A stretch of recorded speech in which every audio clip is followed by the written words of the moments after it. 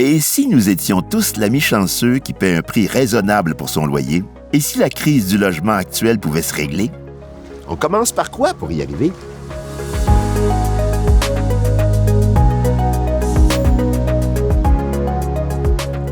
Il faut d'abord et avant tout assouplir les règles qui freinent la construction de logements en général. Il faut aussi que les pouvoirs publics soutiennent la croissance des parts du marché du modèle à but non lucratif, que ce soit en acquisition dans le marché existant ou en construction neuve. On doit également prendre en compte que tout est interconnecté.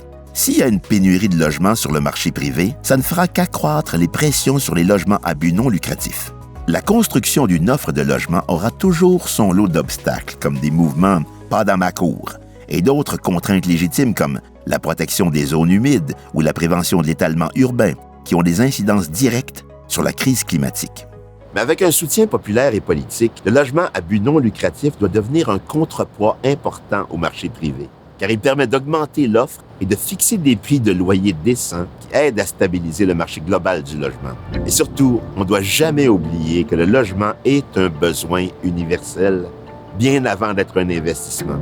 Il devrait être opéré pour le bénéfice des personnes et des communautés qui y habitent, et non pour les profits qu'il peut engendrer pour une poignée d'individus. Comme c'est le cas de cet immeuble de l'organisation Habitation communautaire Loggia dans Rosemont, qui a été inauguré en 2006. Le loyer mensuel pour un 2 chambres à coucher est aujourd'hui à 77 % du loyer médian dans le secteur, c'est-à-dire 614 $. Tous les surplus générés par cet immeuble sont affectés aux améliorations locatives et autres travaux qui évitent de refiler la facture aux locataires et permettent de maintenir l'abordabilité qui, elle, continuera toujours d'augmenter d'année en année. Et la bonne nouvelle, c'est qu'au Québec, on a une institution financière qui se consacre à accroître le nombre de logements hors du marché spéculatif. C'est la Caisse d'économie solidaire. L'épargne de ses milliers de membres contribue au financement de logements à but non lucratif partout au Québec.